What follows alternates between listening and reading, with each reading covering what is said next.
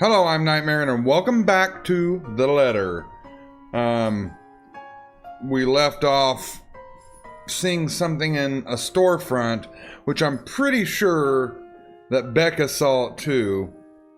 I'm not 100% on that, but it seems like, because we said she was looking at the store, and then I looked at the same store, and there it was. So it's maybe just a coincidence, but I don't know, maybe I'm looking into it too much, but she had seen that letter and some weird stuff's going on, so I don't know.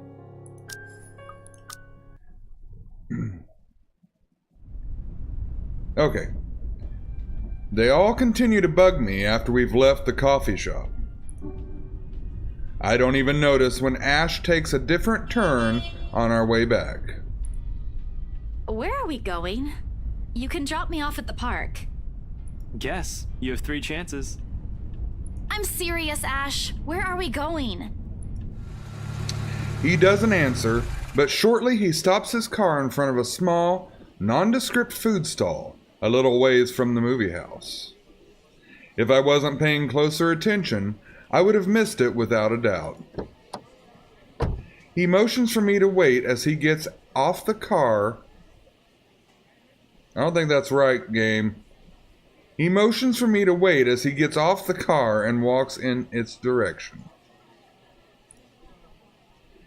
Sheesh, if you want to buy something, just say it. No need to make yourself look mysterious. It makes you look more like a dork than cool. The wait isn't long, however. Soon he's walking back holding 2 fish-shaped cones in both his hands. Ice cream? Parfait? A cross of the two? By the time he's back inside the car, I've given up any effort to figure out what he bought. Not that it looks bad. Actually, it's quite cute. Here, take it. I have to move my head back a little when he thrusts it at me, to avoid the ice cream and the fruit toppings ending up on my nose. What's this for? Interesting. It actually does look good. My arm's getting tired. 5, 4, 3, 2... Without a wary glance, I take it off his hands. Or with a wary glance. I still don't understand why there's a need for ice cream today. Nevertheless, I take a small bite. It's actually pretty good. It must have showed in my face because he chuckles as soon as I take another one. Saw the place open the other day when we watched Zach's movie. Thought I should give it a try. It doesn't seem like a bad place to get food from time to time. And you're giving me free ice cream because... Do I need to have a reason? Are you really going to ask me that? Here's the thing with Ashton Frey. He does not just treat anyone to free food because he feels like it. He's that much of a Scrooge. Hell, he even asked me to teach him how to haggle once. Haggle! Of all the people who'd asked me that. I'd have expected such a request from Becca, but Ash, not at all. If I'm going to be honest, he looks a bit constipated with that expression on his face right now. I think he's starting to regret ever buying this. The other day? The movie with Zach and Rebecca? Rebecca's there, yeah, I think so. Yeah. Anyway, during the movie, we, that's to say, we... He loves us. Shit. Should have written down something first. Get to the point, Ashton. Right. I'm sorry. What? Not I'm sorry for, not getting to the point. I'm sorry for the other day. I got carried away. I said things that upset you. I shouldn't have done that. I'm sorry. Oh. Oh, okay. Okay? That's all? That's all you're going to say? You're not still angry, are you? You didn't have to buy me anything. A simple sorry would have been enough. I bite into the cone again, a small attempt to keep myself occupied and relieve the heat crawling up my face. It doesn't work, but at least I don't have to look at him. Why I'm feeling embarrassed over an apology, I have no idea. It's because we love him too. It's not like it wasn't called for. They were being mean, especially him, and in that fraction of a second it hits me. He skipped his day off just for today. I should have been the one apologizing and thanking him. Silence is awkward company while we finish our respective snacks. There are words for this. For people like us, for understandings and sentiments like this. Yet, in this instant, they won't come. As promised, he drops me off at the park right after. Phrases unsaid, still hanging heavily in the air. I'm saying we got new, but I knew it was lying. I knew you were lying! In this weather, the city park gives off a lazier, more languid vibe than usual. Where children are usually seen running around and playing, there are now people lying and leaning back on their picnic blankets, simply enjoying the afternoon sun. The smell of food drifts from nearby carts, and if the wind blows in the right direction, one would catch a whiff of freshly trimmed grass. Maybe I should try walking home today to get my mind off things. To try and find the words somehow. I haven't done that in a while. Thanks, Ash, for today. No problem. Say hi to Rebecca for me. Yeah, I will. Even so, I linger. We both do. A mild, humid breeze brings the smell of dried leaves, warmed earth, and a far-off, distant memory. Of false starts and awkward first meetings. Same place, same people, playing the same parts. Funny how all of the days my brain chooses to remember it now. Wait, Belle. Oh, look at him. Ash exits his car. His strides are unsteady when he approaches me. Or maybe this is his uncertainty showing? I'm not quite sure. He has never looked uncertain to me before. Always calm, always sure, always collected. He stops a short distance from me, close enough that he's within arm's reach, but just far enough for his voice to be heard over a decent small talk, if that's what this is going to be. He fumbles for something in his pockets. Here, catch. The small bag glands cleanly on my outstretched hands before it hits the ground. I raise an eyebrow at him, and he responds by shrugging and stuffing both his hands back in his pockets. Somewhere to the side, he finds an interesting spot to look at. Sometimes you have to wait, Papa said long ago. For once, this time I listen. His voice is halting, hesitant when he finds it again. My mom used to make me carry around one of those when I was young. To ward off evil and bring you luck, she said. I don't believe in this stuff now, but if it makes you feel safe since you're a total scaredy cat, then I guess it's okay to give you one to carry around. Perhaps, at the moment, there aren't any words for it. I've never been good with those. But right now, I could thank him in the best way I know. You're not bad after all, or you can be nice when you're trying. This sounds kind of bitchy to me. I'm gonna go with this. Let's see. That boosted us up. That boosted us way up. I close the short distance separating us. And lightly, in place of phrases one couldn't spin together or answers too early to seek out, I lean over and give him a little peck on the cheek. Aww. The touch is short, fleeting, the kind that speaks volumes of boundaries we don't often cross as friends. Nevertheless, the thought is there. It lingers.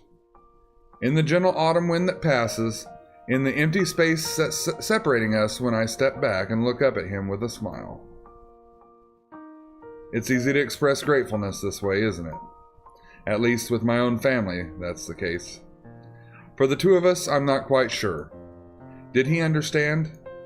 After all, gratitude is considerably harder to put in words when you've spent the latter half of your friendship teetering between good-natured jest and ruffling each other's feathers. Seconds pass before he clears his throat. His face has gone remarkably red, whether from the heat or something else I can't quite tell. But he understands. I know he does. Because the smile on him when he finally meets my eye is the gentlest I've ever seen him show. I, gotta go. Got some reports I forgot to file the other day. Yeah, see you around. Thanks for the ice cream and the charm. Don't lose it. We won't find one here again if you do. I won't. I might move like I have 2 left feet, but I know how to take care of my own stuff. I'm not a total klutz. I know. In Belle, remember that one time? Devlin Court? Oh, I do, with all the clarity in the world. You... At the time, when we... What I'm trying to say is that you can rely on me if something... anything happens. Not the exact same thing, of course, but you get the idea. I'll be around. Aww. I'll keep that in mind. You're not that bad after all. Before leaving, he waves at me one last time. The next time we talk, we'll be back to the way we were. Because at the end of the day, that's how things have always moved between us. What we're familiar with, what we're comfortable with. But for all that, it's always easy to put my own faith in him. I just hope I can keep them safe. Keep him safe. A light wind blows again, sending dried leaves swirling and the distinct smell of earth in the air. For the first time, the sunlight feels less harsh. Maybe a walk is good. I need to visit the grocery too. Come to think of it, wasn't there an art store that opened recently near the park? I'll read our journal real quick. Professor Clark, Ashton Frey, and Isabella Santos met up at a coffee house to discuss the rumors surrounding the mansion. The professor warned the young woman not to take everything at face value. Before parting ways at the park, Ashton gave Isabella a charm that supposedly wards off evil to help put her mind at ease.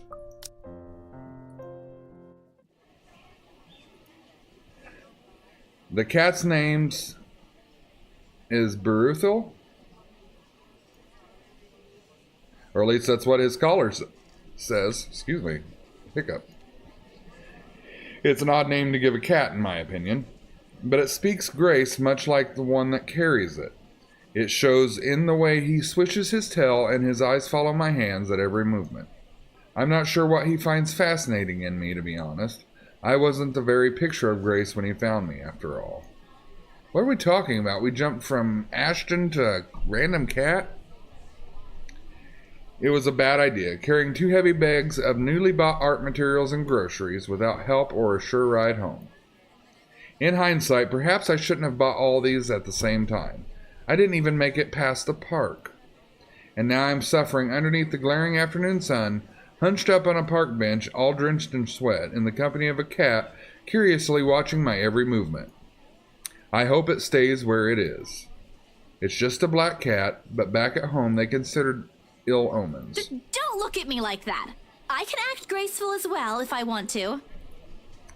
Not that I've ever acted graceful in my life, of course. Growing up with rowdy younger brothers and a sister does that. Or maybe it's the opposite. Mama used to call me a little troublemaker before. Well, graceful or not, there's no use moping. A short breather and then I'm off home. Besides, it isn't like the company's bad, even if it's a cat, as long as it doesn't bite or crosses my path. Well, where's your owner, anyway? He has one, doesn't he? An owner? That's what the collar's for, isn't it? A bandage is wrapped on one of its paws, though. I wonder what happened to it. Did he run away? Well, if you don't have one, I won't be able to take you in. My apartment doesn't allow pets. I tried to bring one home before, a cat. Not black, of course. And Rebecca threw a fit before the landlady could. I take a small packet of sweets from one of the bags beside me and pop it open. As I'm about to put one in my mouth, he meows. My hand stops. Do you want one? He doesn't meow again as I'm expecting him to, but I take his unblinking glaze as a yes. I shift the piece to my palm and hold it out to him warily. He sniffs at it once, twice, before... Borussia! Like a good, properly trained pet, Beruthiel responds as soon as he's called. Recognition comes as soon as my head snaps in the direction of the voice. Miss McCullough's hard to miss, what with her height. I'm sorry.